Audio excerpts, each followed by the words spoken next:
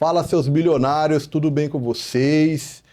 Hoje a gente trouxe uma presença super especial de uma pessoa que traz saúde mental para as pessoas. E antes de falar dessa pessoa extraordinária, não deixe de curtir, não deixe de comentar, porque aqui vocês vão ter insights extraordinários sobre saúde mental. E ela vem se destacando aqui no estado todo pela essa habilidade de cuidar da saúde mental. E com ela, Mariana Benevides, não é isso? Isso, Mariana Benevides. Patrick, obrigada pelo convite. Tô aqui. Olha, fica à vontade, é uma honra te ter por aqui, Mariana. E conte mais, Mariana, a sua história, o que você faz. Patrick, minha história é longa, né? Mas vamos aqui. Para resumir, eu sou mãe de 3 meninos. Me formei há aproximadamente 6 anos, sou casada. Atuo na psiquiatria, formei em medicina, né? Atuo na psiquiatria já desde o primeiro atendimento. Hoje eu atendo em consultório, principalmente agora online, mas aqui na Grande Vitória também atendo em consultório físico e entrando agora no meio corporativo, através de... entro nas empresas, elaboro, entendo a cultura da empresa e com isso eu vou elaborando estratégias psíquicas que vão ajudar o colaborador na verdade, assim, eu ajudo a empresa a faturar mais, ajudando a melhorar a saúde mental do colaborador.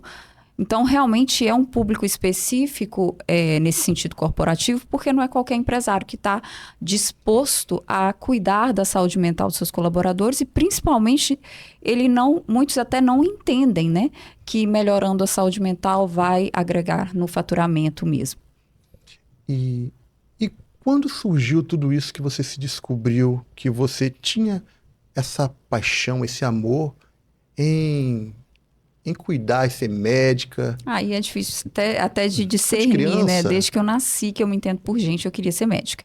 E quando eu entrei na medicina, eu já queria entrar como... na área da psiquiatria. Ficava em dúvida entre cirurgia e psiquiatria, mas me decidi em psiquiatria desde o primeiro atendimento, como eu disse, porque a necessidade, né? O que a gente vê, cada paciente que entra num consultório, às vezes a queixa é uma dor de cabeça, mas na verdade quando você vai conversar com o paciente, na maioria tem uma história por trás, né? Dessa dor de cabeça que às vezes não é melhorada com analgésico e sim com um acolhimento e estratégias psíquicas mesmo para controlar a saúde mental desse paciente. O que te impactou, Mariana, logo quando você ingressou na sua carreira? Você fala na questão ao formar, sim, na formação médica, principalmente a necessidade, né? O Brasil é notório, é uma epidemia, né? A gente não leva tão a sério, igual veio a pandemia, né, do Covid. O que a gente vê hoje já é uma epidemia no Brasil de saúde mental, de falta de saúde mental, né? E esse agora já vem há 6 anos, né? Então, é bem impactante, e justo há 6 anos que estourou aqui no mundo o Covid, que veio piorando cada vez mais, né? Uma pergunta também que as pessoas muitas das vezes não entendem. O que é burnout, de fato? Burnout é um fenômeno ocupacional, né? De exaustão crônica, física, mental, relacionado ao trabalho. Ou seja, se uma pessoa está exaurida, cansada, uma exaustão crônica de, por exemplo... É tipo um esgotamento? É um esgotamento, né? Burnout é esgotamento em inglês, mas assim, se não for relacionado ao trabalho, a OMS, que é a Organização Mundial de Saúde, ela não considera burnout.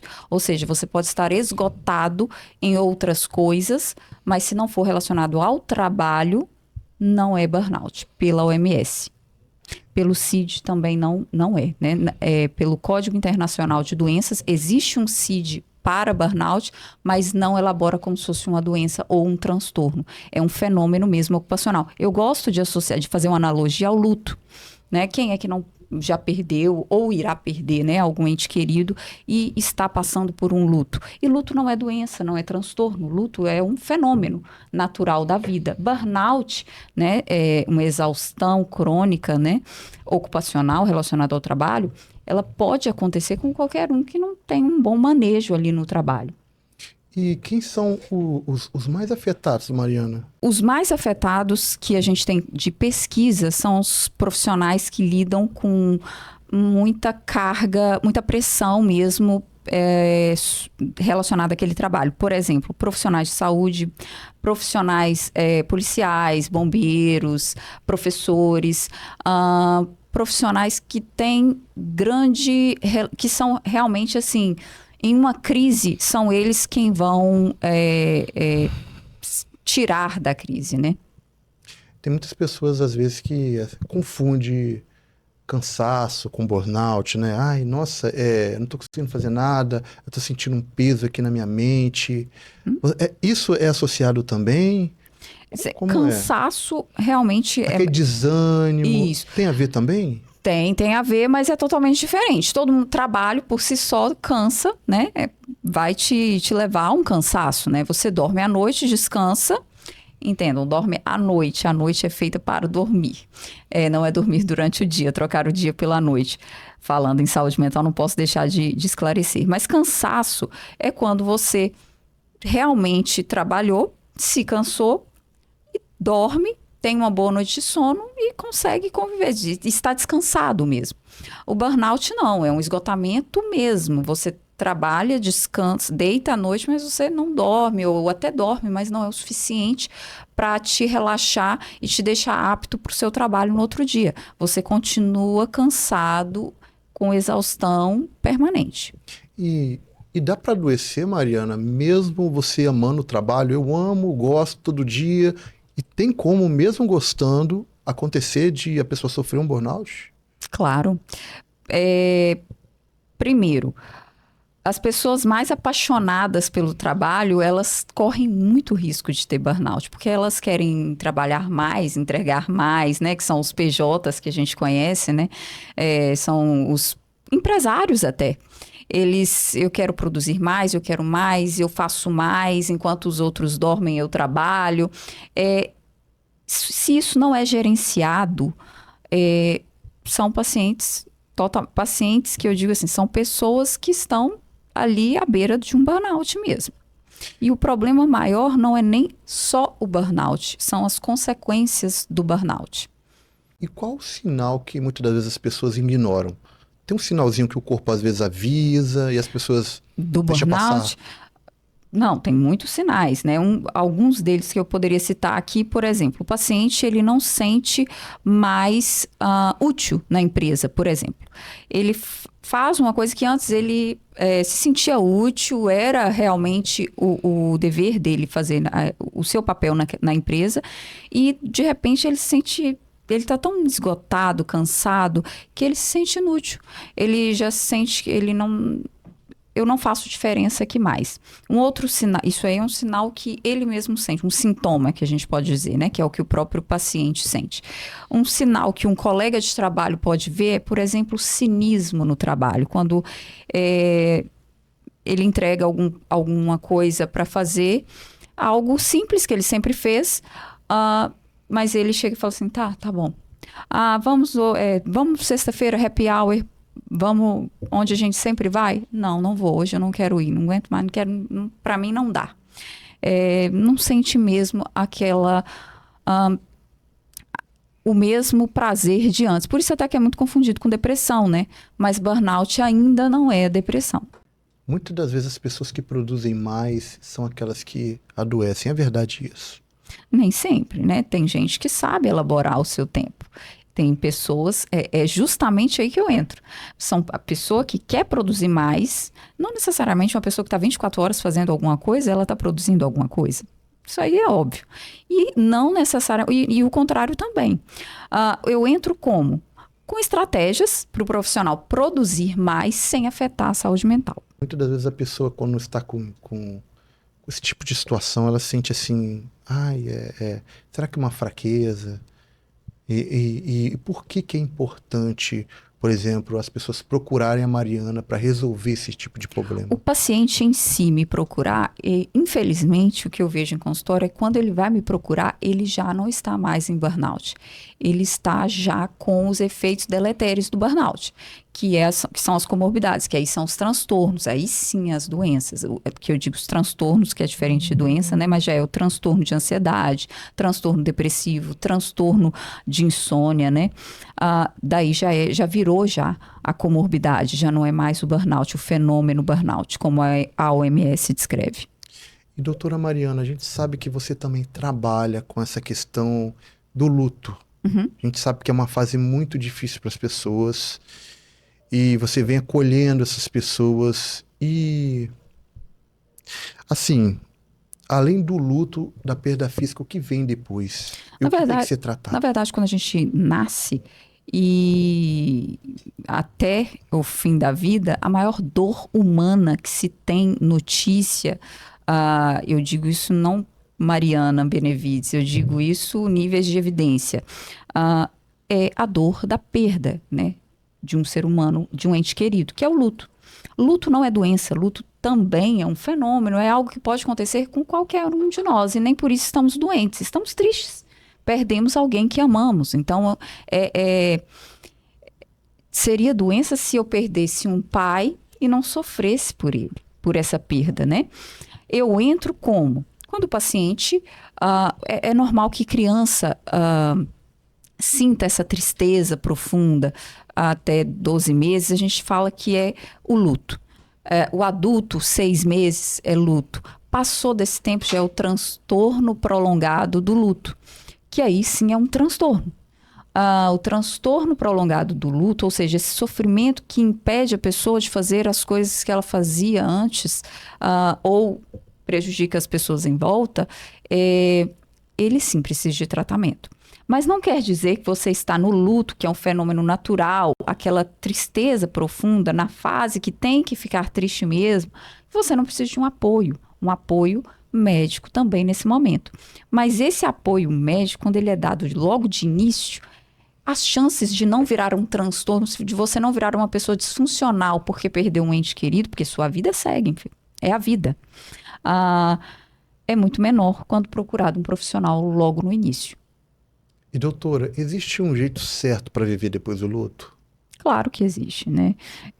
Mas o jeito certo, cada um tem um. Existem várias fases do luto que a gente fala, né? Tem a fase de negação, tem diversas fases. Tem a fase de aceitação. Muita gente acha que essa fase de aceitação, inclusive, é a melhor fase. Não.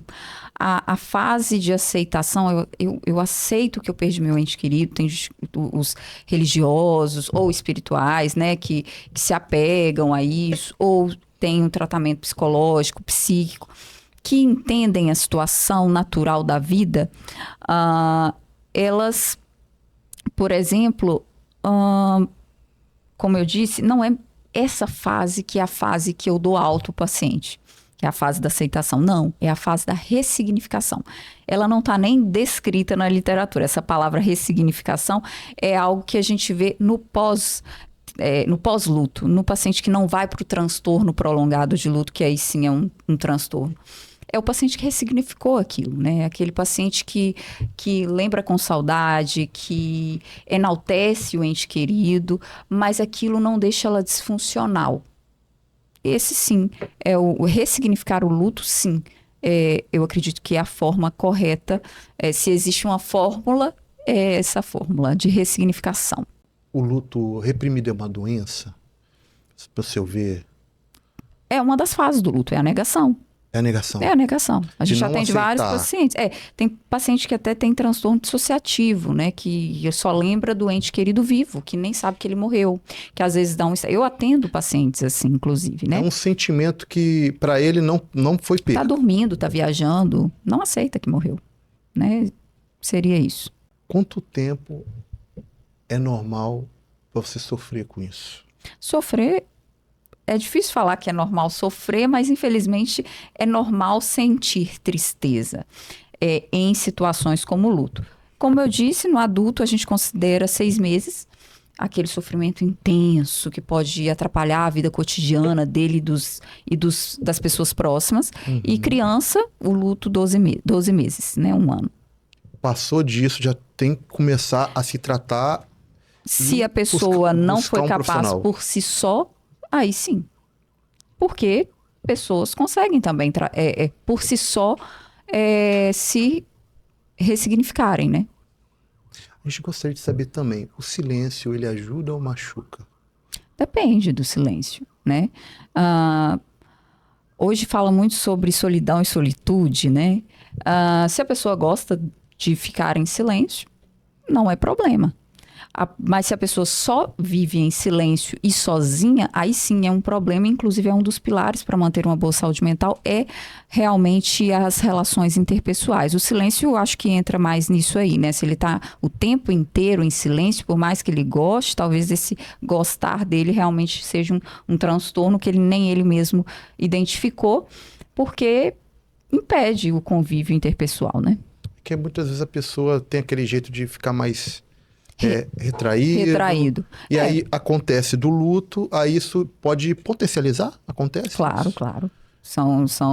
A pessoa se isolar mais ali. Se isolar mais, cada vez mais. Mas não quer dizer, por exemplo, que ele tem autismo por conta disso, né? Quer dizer que ele tem uma personalidade, o luto piorou aquilo, e aí talvez seja um fator de risco para ele adquirir o transtorno de luto prolongado. Isso sim. E, doutora Mariana, vamos passar para a fase do business sobre saúde mental. E a gente gostaria de saber se as empresas, adoecem as pessoas? Ou é as pessoas que se adoecem? Adorei sua pergunta. Você mesmo com sua pergunta já dividiu aí.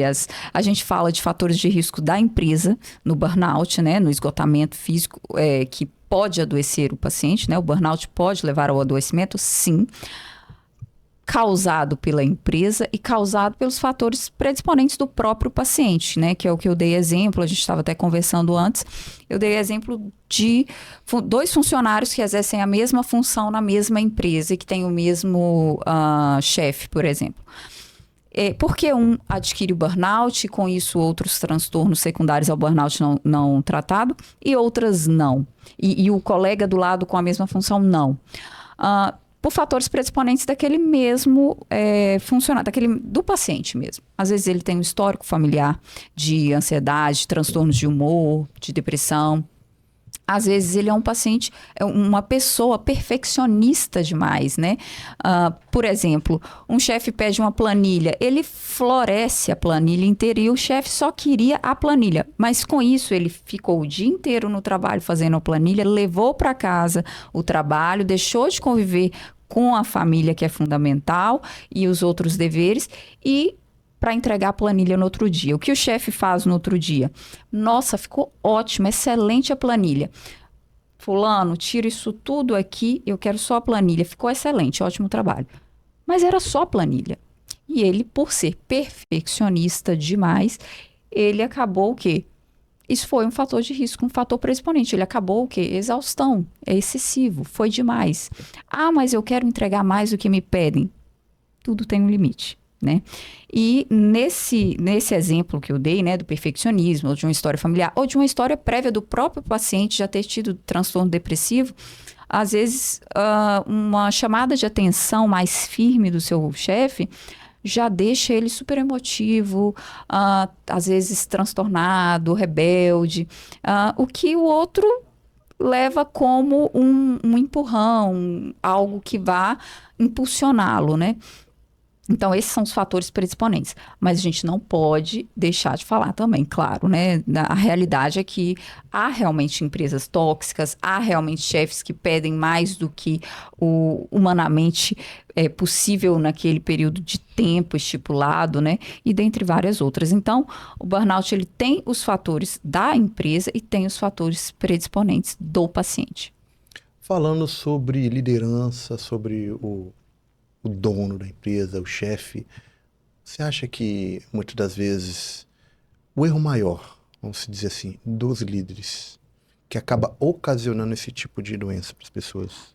Quando você fala que um paciente está realmente com burnout, ou seja, uma exaustão crônica relacionada ao trabalho, que realmente há um nexo causal da empresa.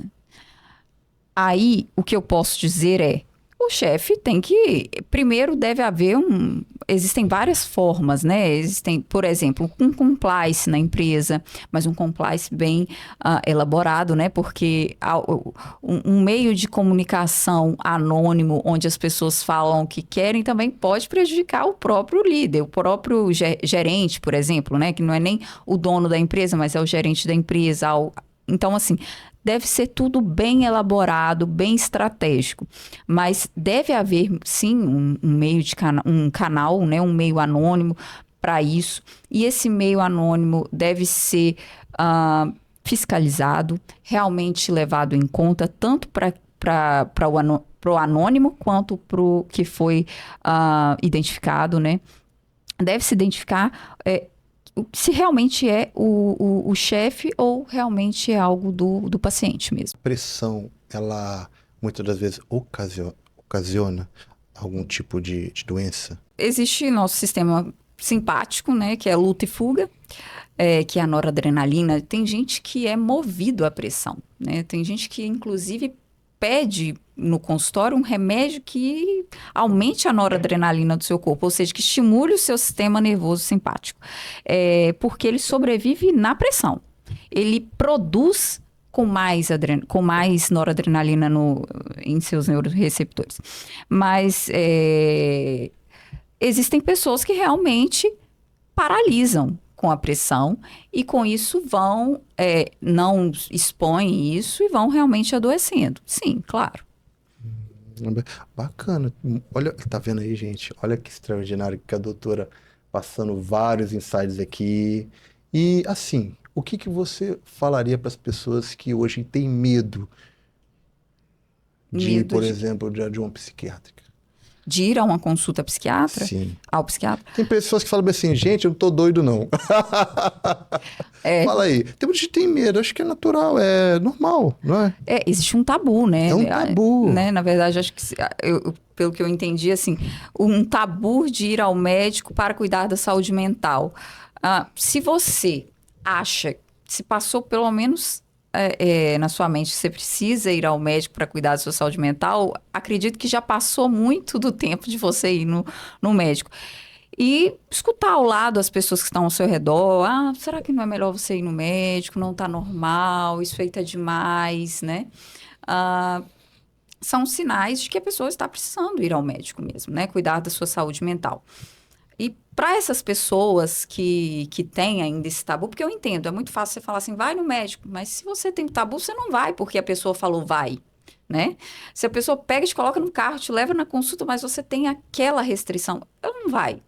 Então, o autoconhecimento. Eu falo para essas pessoas, a maior arma que todo ser humano tem é o autoconhecimento. Você saber o que é certo e o que não está certo, o que está normal e o que está anormal, o que passa do limite, como eu disse, luto é normal, cansaço é normal, mas até que ponto, né, isso está desagregando na sua vida e nas pessoas ao seu redor também, já está na hora de ir ao médico, cuidar da sua saúde mental. Então, tenham um autoconhecimento, a posse de si mesmo, né? Leiam mais com evidências, né? Locais com boas evidências, tenham mais autoconhecimento, que aí vocês vão, por si só, eliminar esse tabu de ir ao médico para cuidar da saúde mental.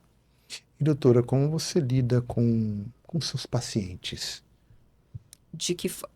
Bom, o meu atendimento médico voltado para a saúde mental no consultório ou online, principalmente no online, que é o que eu tenho visto a minha trajetória nômade, né? Vou angariando pacientes em cada estado que eu vou e agora pelos meios, né, de Instagram, as pessoas acabam procurando.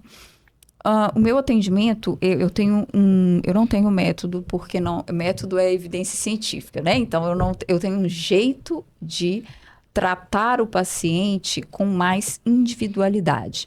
Eu trato o paciente, o transtorno em si. Ah, eu não, eu tento melhorar a dor que esse paciente está sentindo, né? A dor psíquica dele. Através de métodos psíquicos e medicamentos, claro. Tem um slogan, é felicidade, é isso? No Fala um meu pouco Instagram, mais. né? O @psiquiatria para felicidade. Sim. Eu até comecei o mestrado na Universidade Federal do Mato Grosso ano passado. Se eu não me engano, foi isso. Ah, a fim de buscar mais sobre a felicidade. As pessoas anseiam muito pelo estudo da tristeza, a química cerebral da ansiedade, da depressão, da insônia. E a gente vê poucas pesquisas realmente sobre a química, sobre os neurotransmissores, a química, a neuroquímica da felicidade. Então, esse Instagram veio dessa minha busca mesmo pela felicidade, se ela é possível através de níveis de evidência. Porque uma pessoa pode me falar que ela é feliz, mas eu, como médica, gostaria de ter uma explicação científica para a felicidade. E nessa busca eu fui abrir o @psiquiatria para felicidade. Infelicidade para você, doutora, é ausência de dor? Não. Doença não é ausência de saúde, né? Acho que a dor é Aliás, normal do ser humano. na verdade, assim, saúde não é ausência de doença, assim como ausência de dor não é felicidade. Uma pessoa pode não estar, por exemplo, eu posso não ter sofrido nada hoje, por agora, por exemplo, esse momento aqui, eu não estou sentindo nenhuma dor. Não quer dizer que eu esteja feliz, né? Pode ser um momento alegre, pode ser um momento satisfatório, mas felicidade é algo mais profundo. E dá para ser feliz com esse tipo de sofrimento, das vezes? É possível ser feliz com burnout? Não. É totalmente oposto. Burnout, se você não tratar o burnout, você vai para infelicidade, para depressão. É o contrário, é o caminho oposto. E o que mais você vê recorrente dessas doenças, doutora? Depressão, ansiedade e insônia. São as principais queixas. Claro que não são... muitas vezes o paciente chega no meu consultório... como eu disse, né, o buscar conhecimento é o caminho, com boas evidências, mas o paciente que chega já ao consultório e fala assim, eu estou com depressão, eu estou exaurida, eu não aguento mais, não sinto prazer pelo que antes eu sentia. Essa pessoa pode, naquele momento, estar no status deprimido mesmo. Não só tristeza, depressão mesmo. Mas existem doenças em que, naquele momento, ele está com depressão, mas, na verdade, ele tem transtorno bipolar, por exemplo. Mas, na maior parte do tempo, ele está deprimido. Na fase da mania, por exemplo, quando ele já tentou, alguma vez na vida, autoextermínio, né? Suicídio, ou quando ele tem uma compulsão por compra sem ter condição de pagar aquilo, mas mesmo assim ele vai lá e estoura o cartão de crédito sem saber como vai pagar, tem essas explosões, né? A gente já coloca ele em outra caixinha, né? Não é transtorno transtorno de humor depressivo, sim transtorno de bipolaridade, né? Que a gente chama. E o tratamento é completamente diferente. O paciente chega deprimido, é tratado por vários médicos há anos por depressão, com medicações para depressão, mas na verdade ele tem transtorno bipolar. Por isso que no meu atendimento, às vezes dura 2 horas, meu primeiro atendimento, às vezes eu falo primeiro atendimento, mas no segundo e o terceiro também. E quando eu vejo que houve alguma dessas coisas, desses sinais e sintomas, a gente já dá outro diagnóstico completamente diferente e com menos de 1 mês de tratamento a pessoa muda totalmente, né? Porque a doença era outra, o transtorno, desculpa, era outro. Chorar muitas vezes cura, liberta a pessoa. Tem alguma coisa assim que às vezes fica lá dentro? Claro, isso aí já é mais pro emocional, né? Indo pro emocional. Indo pro emocional, saindo um pouquinho assim. Claro, o choro liberta, como gritar também liberta, mas aí se você joga só assim, nossa, a médica falou que gritar liberta, e às vezes a pessoa está tendo um surto psicótico, né? Então é difícil falar assim, chorar liberta. Mas choro também é um jeito de tratamento, né? Expor, falar com alguém. Acho que falar com alguém que está sofrendo talvez seja também um dos métodos que possa te ajudar mais. Falar com alguém de confiança sobre o seu sofrimento talvez seja um dos métodos mais eficazes que está faltando para o empurrãozinho para começar o tratamento. A raiva, ela adoece a pessoa? Às vezes tem uma pessoa que... Muitas vezes tem pessoas que andam com raiva o tempo todo, né? Essas pessoas já de mal com o mundo. Essas pessoas já são doentes, né? Já não são é que doentes. levam a doença, elas já são doentes. A irritabilidade, ela está dentro de um dos critérios diagnósticos de depressão. Tem gente que... existe a depressão que a gente fala que é pouco notada. Existem níveis? Tem níveis de depressão, sim. Tem graus, né, de depressão, sim. Inclusive, tem graus de depressão que não precisam nem de medicação, né? Que precisam de outros tratamentos que o médico vai instruir o paciente, mas não é necessário nem a medicação. Sobre pessoas que têm aquele pensamento negativo, também é uma doença? Se a pessoa é sempre negativa, acaba que ela fica uma pessoa pessimista e triste. Óbvio. Mas se uma pessoa tem um esclarecimento que pensamento não é ela, é realmente um pensamento que ela tem poder sobre ele, porque, na verdade, passam milhares de pensamentos na nossa cabeça. A gente fixa no que a gente quer. Só que o deprimido, ele só vai fixar no negativo, no ruim, né? O que a gente entende e o que a gente passa também com o tratamento, que são as terapias, os psicólogos, os tipos de terapia específicos para aquele paciente aprender a tirar da mente os sentimentos negativos. Olha, doutora, mas que extraordinário, hein? A gente vamos passar por uma etapa agora que são as perguntas rápidas. Bora. Aí você já responde e vamos lá. Produtividade ou equilíbrio, doutora? Os dois. Os dois? Sim, produtividade com equilíbrio. Com equilíbrio. Então dá para manter... em alta performance. Em alta performance? Olha, legal, bacana. Silêncio ou excesso? Nunca excesso, mesmo que for em silêncio. Descanso ou culpa? Descanso, independente, porque culpa nunca será minha escolha. Terapia ou fuga? Terapia, óbvio. Por que terapia, doutora? Porque fuga, uma hora você vai ter que bater de frente com aquilo, né? Você vai lutando, fugir de um tratamento ou fugir de um problema não vai resolver o problema. Uma hora você vai bater de frente, nem que seja com as consequências. Sentir ou reprimir? Sentir. Sentir? Sentir. Por que sentir? Porque se você sentir, você tem um autoconhecimento. Você sabe o que você tem. E você vai buscar ajuda se for um sentimento ruim. Pausar ou insistir? Pausar ou insistir. Se você estiver em esgotamento crônico, pausar.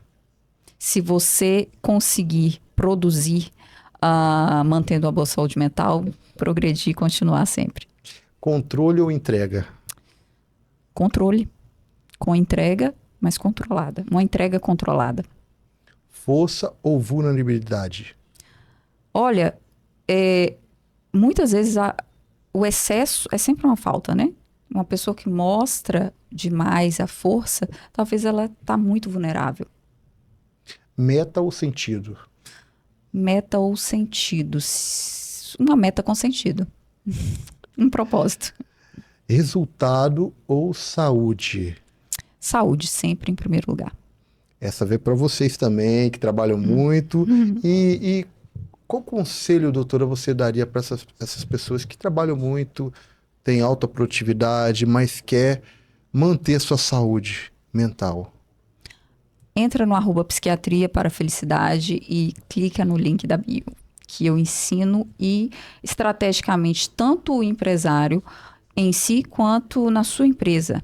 Doutora, a gente gostaria de saber o que mais te desafia na sua vida profissional. Então, realmente o que mais me desafia hoje é tratar pessoas que precisam de ter um equilíbrio entre a vida profissional e a vida pessoal. Porque eu sou mãe de 3 filhos, sou médica, trabalho em hospital, em consultório, em empresa.